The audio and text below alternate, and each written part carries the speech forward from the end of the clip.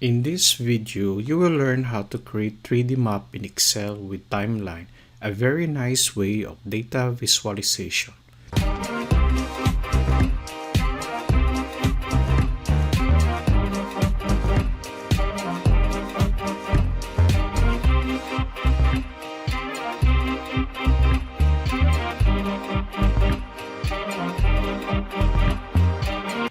First, let's understand the data. The data shows selected 10 countries in Europe with number of new cases of coronavirus each day. The data starts with March 20 and ends with March 26. To make 3D map, select the whole data.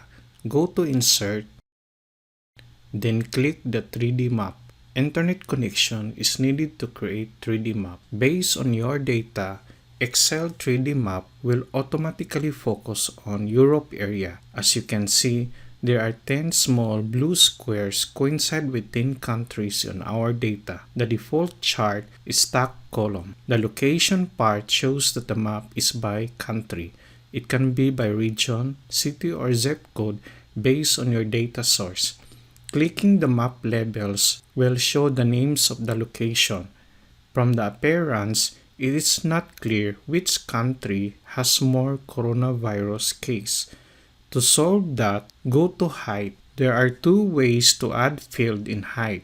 The first way is to click Add Field, choose Confirm New Cases as the basis of the height of the bar. The second way is to go to Field List and drag the Confirm New Cases to height. See the changes on the height of the bars.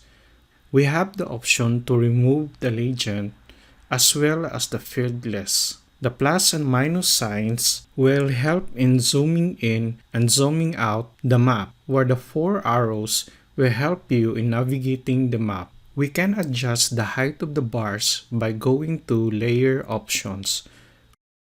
We can also adjust the thickness of the bars. This looks better now.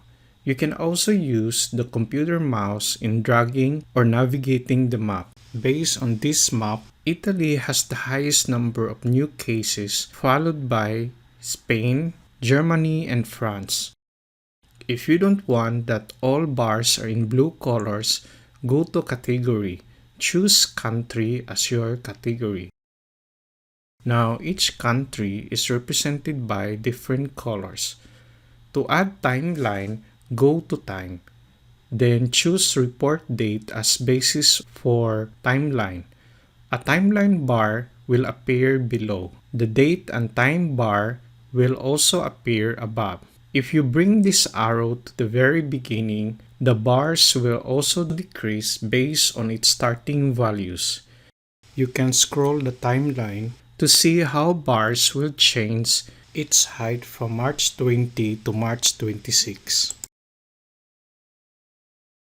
You can also click this arrow to automatically see how bars will change with the passage of time. To edit the date and time box, right-click the mouse, then choose Edit. We can change the time format into day and date. No need to show the time because it is not that important in our presentation. Background color can also be changed.